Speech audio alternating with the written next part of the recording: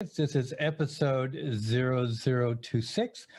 So happy to have you here. Today, we have Angel Ribo. He's known as the CEO Confidant.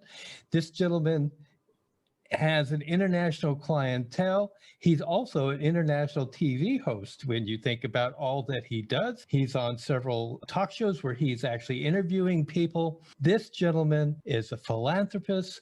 He has a great sense of social responsibility. He's been an entrepreneur for years and years, and now we have the opportunity to hear from Angel. So let me welcome you, Angel. Thank you. Thank you very much for having me, Gary. It's a pleasure. It's an honor. And obviously, thank you, everybody who's listening to us today. Yes. Thank you, folks. We really appreciate you being here. I'm going to start right off, Angel. Totally. What do you wish you had known before you became an entrepreneur? To take action faster than I did. Oh my God. You know, I was so confused. It's a great question. I still remember, I will never remember, obviously. I will never forget, the first day as an entrepreneur, right? I mean, I was extremely blessed. I had a great jobs, and my company was kind enough even to put the severance package in place. And I had this outplacement company helping me in case I wanted to have another job. They already knew I wanted to become an entrepreneur. But hey, I mean, so much support and so many things, to be honest. Sometimes I think it was just counterproductive, you know, because I was always like, okay, so I have all those resources and then I have all these different options. I've done so many things and I have this route that I could go. I have this route that could provide this service, this other service. And yet, literally, I wish I had taken just one route and started like hitting hard in that direction. Definitely. That's definitely the thing that when I think back, I would have liked to know and change. And that's probably why I came out with this mantra, which is the main mantra for me and for my clients, which is taking perfect action now. Taking perfect action now. That's my main mantra. It's like, regardless of the path that you take, it's by taking it that you learn, you make mistakes, and you course correct, and you course correct, and you make mistakes and you course correct. Keep going, keep going, keep going. You know, all the things will show up while you do it. It's not that you have to be insane. It's not that you have to be blind. Obviously, you have to be listening and you have to be analyzing what's going on around you. But, you know, it's like, I remember having this conversation with the director for the accelerator of the Babson College in Boston, in the Boston area. Probably you know, guys, that Babson is the #1 consistently. They deliver the #1 entrepreneurial degree in the country, if not in the world, consistently. And she was telling me right now, and that was 5 years ago, right now, in order to make a startup disruptive, we only need $10,000, $15,000. 5 years ago, we needed $200,000, $300,000. That's why the faster you go to the market, the faster you will see what you have to do to provide a better service to your audience. So, oh my God, I wish I had known that in 2016. Thank you for asking, Gary. You know, I love that because I've always lived by the mantra myself that says, anything worth doing is worth doing poorly in the beginning. You know, just keep going on it. Absolutely. And you know, you and I probably believe that there's no really such thing as failure. There's success, but there's learning experiences along the way. And there's times when your goal is not met. So when you've had those moments where the outcome wasn't what you expected it to be, what was the greatest one of those in your opinion? And what did you learn from it? Actually, probably it was when out of the blue and through a personal connection, a company, an entertainment company from Spain came to me or called me and say, hey, we are the owners of such a TV network. We are in Spain. We're going to fly to Los Angeles in a couple of weeks. We would like you to be there because we would like to make you an offer. We would like you to help us develop their business. I had no idea, absolutely no idea about their entertainment business, nothing. But I said, I mean, they were friends of friends, and I had seen them, I think, once in Latin America, but they really didn't know much about their business. But anyway, there I go to Los Angeles, I meet with them, and they say, so that's what we would like to do. But you know what? We cannot pay you as much as the other clients are going to pay you. So I said, well, okay. So, you know, all right, let's see what is in here for me. And you know, when your gut feel is telling you, Angel, there's something here, you don't know what it is, but I think that you should consider this. And really, inside of me, this voice that came to me saying, you have to do this. You don't know anything, but let's keep moving forward. And I was already there. I had nothing else to do for a week. So I said, okay, I'll surrender to the unknown. Let me put it this way, Gary.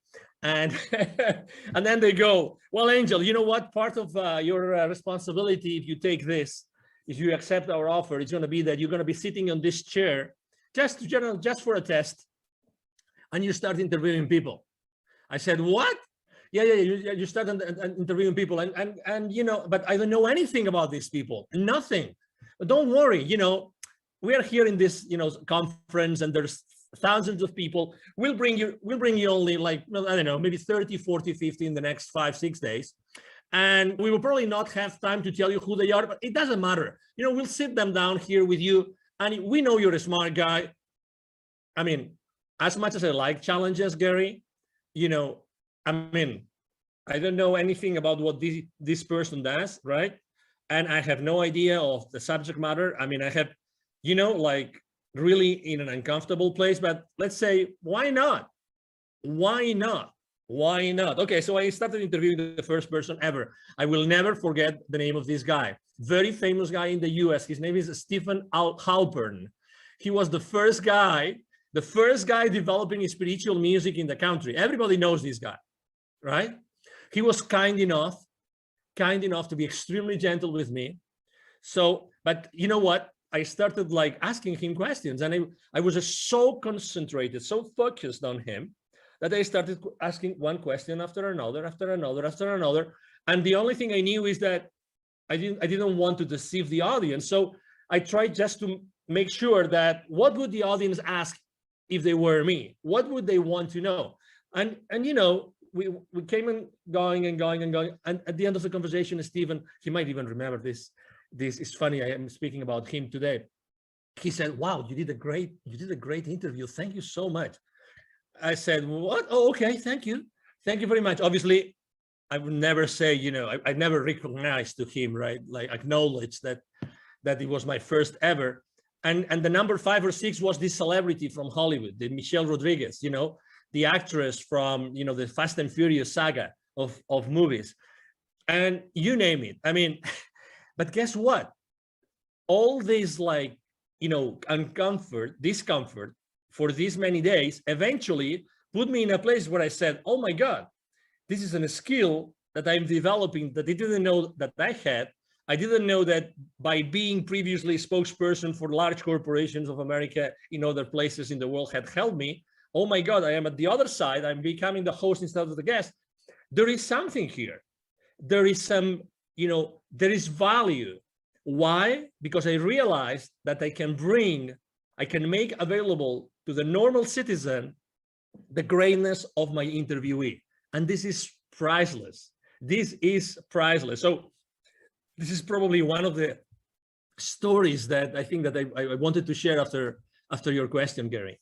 I will tell you, Angel, what I love the most is if the audience is sitting here and they haven't been pelted by your golden nuggets, they're not listening.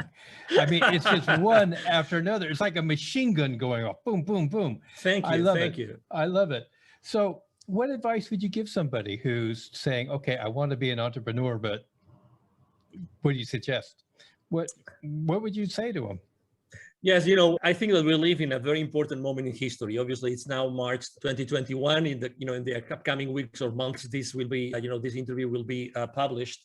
So it's a very important moment in life, and it's not a coincidence that we are living this moment. Okay, so I would like to just make sure that you understand what this means. Okay, so the world is what it is, and we are here, all of us, to play a role, like it or not. Okay, we are playing a role in the new world that we are creating. Okay, so that's number one. Number two, I was blessed enough last year of delivering a couple of webinars to the local, business accelerator communities here in Dallas, Texas, and both were about the following subject, which is pivoting in times of crisis. Pivoting in times of crisis. And after doing those two webinars to the local entrepreneurs and startup CEOs communities, I would say one thing: we all have this incredible talent. We all have this unstoppable divine force inside of us that allow us to provide a unique service to the rest of the world. okay? Nobody has had the same life that you, listener, has had. Nobody. So you are unique. So even if you think, oh, there's going to be so many other coaches, so many other, consultants, so many other people making the same product, not a chance. That's not true. Nobody is able to provide the value, the wisdom, the teachings that you bring to the world just because you have had your own life and you have had your own experiences. That means by default, by definition, that means that there's going to be in the world an audience that is just waiting for you to show up and to give that value to them. So when I was telling these guys, going back to the story of the webinars here about, pivoting in times of crisis, there's four things that I would like to tell you. Number one, you already know that you have passions, that, there's something that you are enthusiastic about. Number two, there's always friends of you or relatives or colleagues that tell you you are an expert on something. You always come to you for something. Number three, the market is always going to need what you are willing to share with them, as I said before. And number four, and that's the only question maybe you have to ask, is the market willing to pay for it? Yes or no? If the answer is yes, and 95% of the occasions, yes, the answer is yes, then you have a business. So again, don't be fearful. I know you are on the fence, and I just answered a question saying, what was the main mistake I made is being on the fence for too long, right?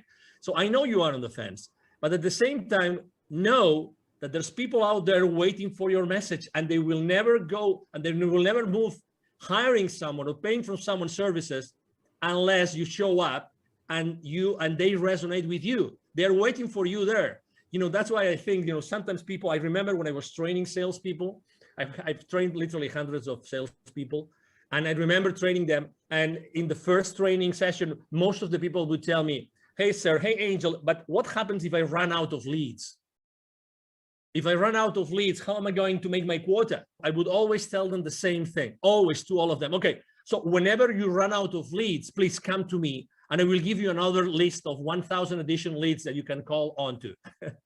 What I'm trying to say is that we have those limiting beliefs that we think that we are limited, we are in a box, and we are competing against the rest of the world, when everybody knows already that the wealth is in the follow-up, that nobody follows up. So there's always wealth for everybody. There's always, services that you can provide and people that will pay for you. It's collaboration that we have not been taught.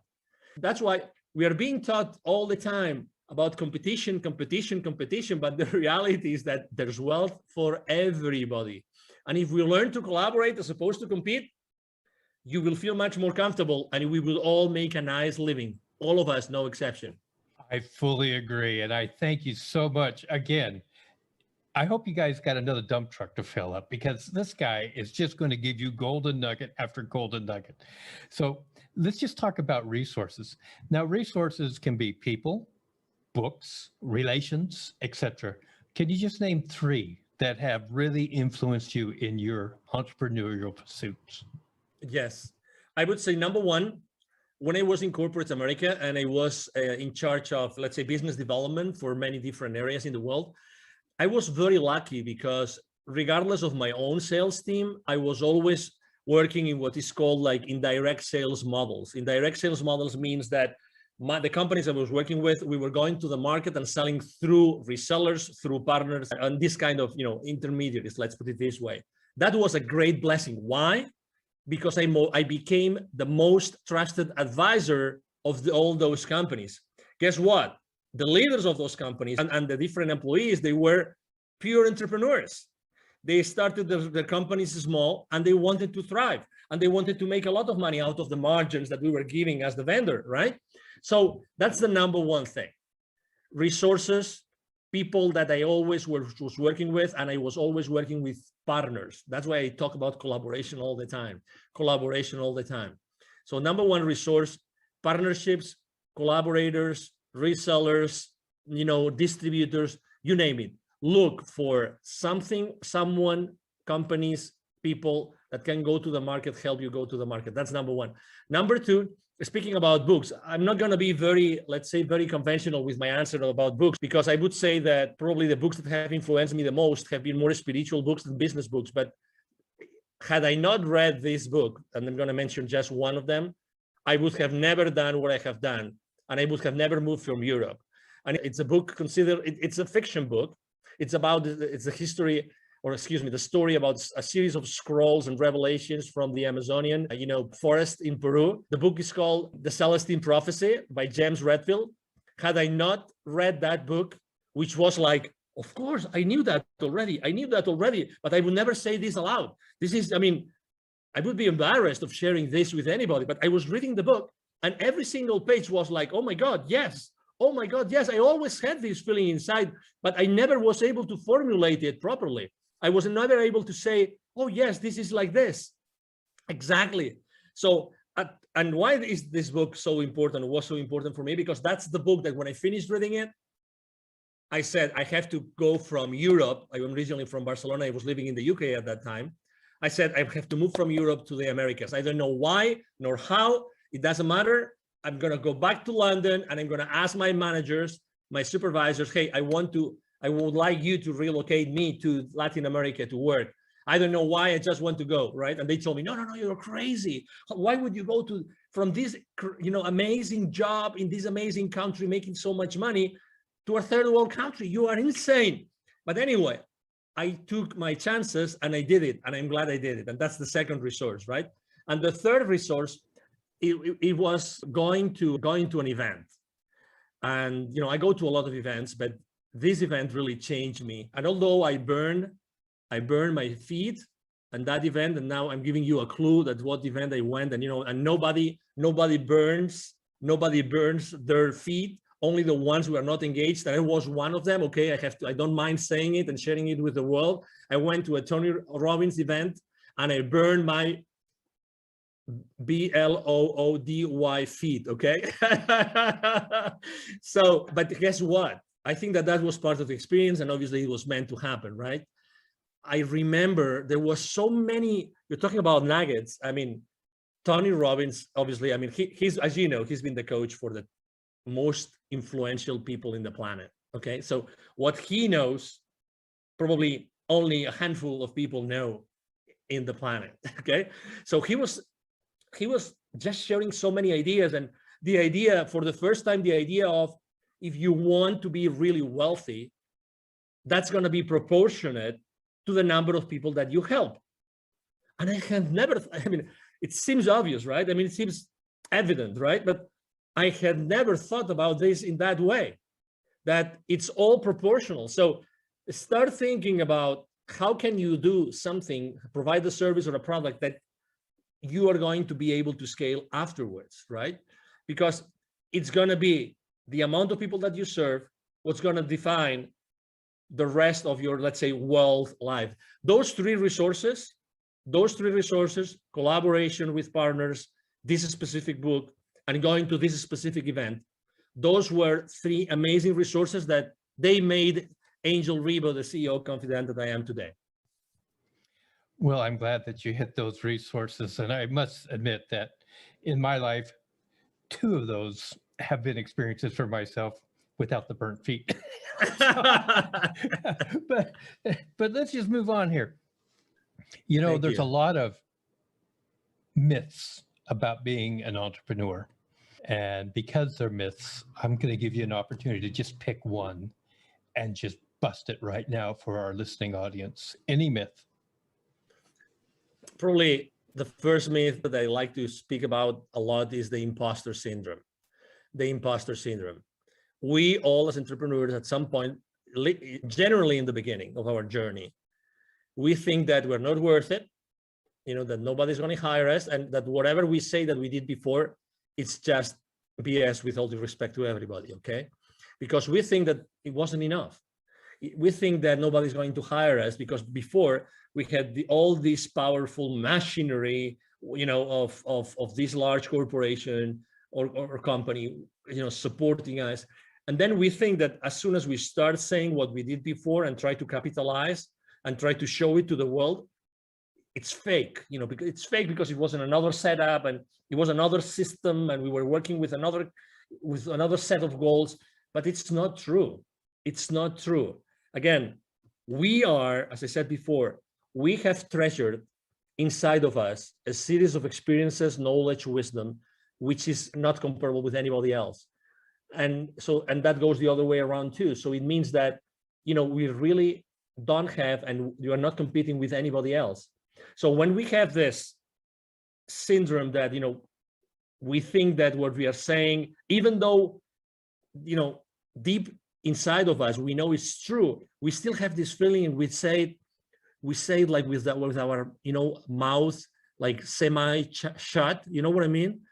When I read the other day a great quote, I used it for my motivational quotes on social media. I write books to know what I know. I write books to know what I know.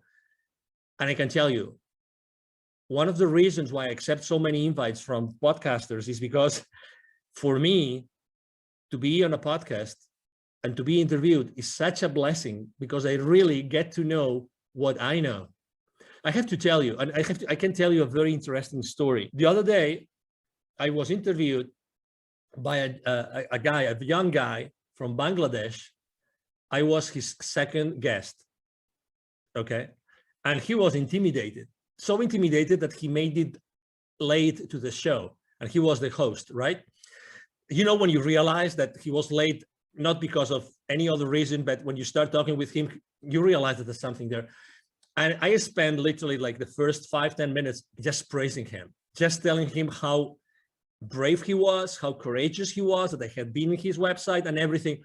And he was suddenly, I saw him growing. I saw him like becoming the phoenix bird. You know what I mean?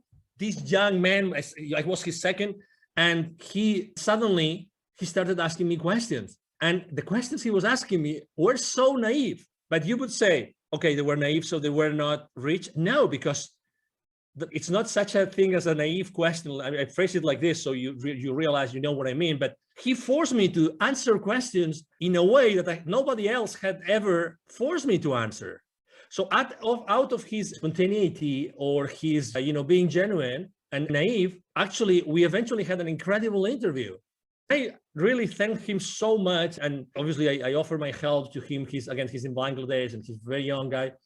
You never know where the diamonds are going to be buried. You never know that. Never, ever. So it's very human. Going back to the original question, it's very human to have the imposter syndrome.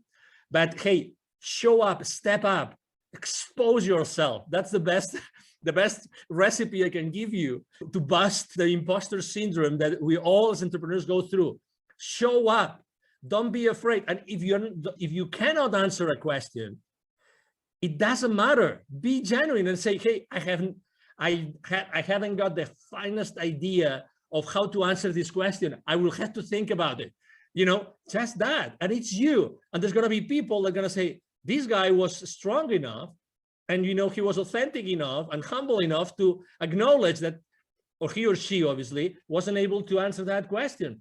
And that's part of who you are. And again, I'm sure that for the next interview, you will be able to answer this question and many others, because you probably will have done some homework, but I really like this, like as to be busted, because we all go through it. It's a limiting belief, and it's so not true. So not true, Gary. I really appreciate that. And one thing that I know from our brief interactions with each other, you are a master at building other people. You are a master at helping to establish confidence in what people have to offer. So I really appreciate that aspect of you from my point of view. Now, I'm going to change up a little bit, because I'm not going to ask the next question I normally ask. We talked about social responsibility. I'd like you to talk about your point on social responsibility as an entrepreneur. Yeah, there was a time in my life in which I said, if not me, who? And you will understand why. If not me, who? I had this question inside of me, if not me, who? When I was in Latin America, I lived in Latin America for 10 years, and I was working with Latin America for 15 years. And I was going there so often. I was always dealing with, we were doing consultative selling to large corporations present with their subsidiaries in Latin America. And every time I was going to see their plants, the manufacturing plants, they would typically be in the outskirts of big cities, suburbs, rural areas sometimes. Every time I would go to those places to meet with the CEO levels, to close some deals, every single time outside those plants, there would be a lot of poverty because that's where poor people live. You know, they live in the outskirts of the cities. And every time I would go to those places with my rental car, they would ask me, hey, senor, would you like to buy some gum from me, some candy, a bottle of water? Can we keep your car safe while you are inside? So I was always interacting with kids, always was interacting with kids. And it reached some point before leaving, and actually that was one of the reasons why I left corporate America, in which one day I had this incredible experience in which I saw very clearly that I had this connection, this continuous, possibility to talk to the top guys in the continent, and at the same time being able to see so much poverty. And I saw very clearly, if I'm not the one connecting those two dots, who's gonna do it? Who is more? Who can show more, like the experience reaching out to the top and being able to deliver to the bottom through my entrepreneurial career? And I can teach entrepreneurship to these kids in need in Latin America. That was the aha moment. That was, and again, it came very, it was an impactful moment in my life, but I was, one of the saddest things in life is that we become, how is that, too familiar with the misery. We become too familiar with problems that we don't pay attention to. And the more they show up, the more insensitive we become. We become insensitive to people that are really in depth, in deep problems. And let me tell you an example. Just in Latin America, there's 170 million kids in 2012, according to UNICEF. 81 million kids live in poverty in Latin America. 81 millions. Okay, so the population of the US is 350 million roughly. 81 million kids in Latin America live in conditions of poverty. 22 million don't have drinking water at home. 22 million. And that was from 2012. I can't imagine now, after everything that's going on in the world, I can't imagine. So that's why in 2015, after I had this experience, we gathered a team. I'm the co-founder of Wisdom for Kids. And what we do is we help underprivileged kids in Latin America become entrepreneurs using the local resources. And you see, it's like, Gary, it's like for my entire life, I was preparing for this. Isn't it crazy? It's like I had learned all this entrepreneurial stuff and connecting to all these people and knowing how to reach out to them, blah, blah, blah. All this, like, there was a plan behind it. Someone had been working on that plan for me to be able eventually to do that. That's why I was asking myself, as I said in the beginning, if not me, who? Who's going to do this if it's not me? Who is more, prepared to do this? And I felt immediately, the responsibility in a good way, because going to Latin America and teaching kids entrepreneurship is just a blast. It's a big blessing, as you can imagine, Gary.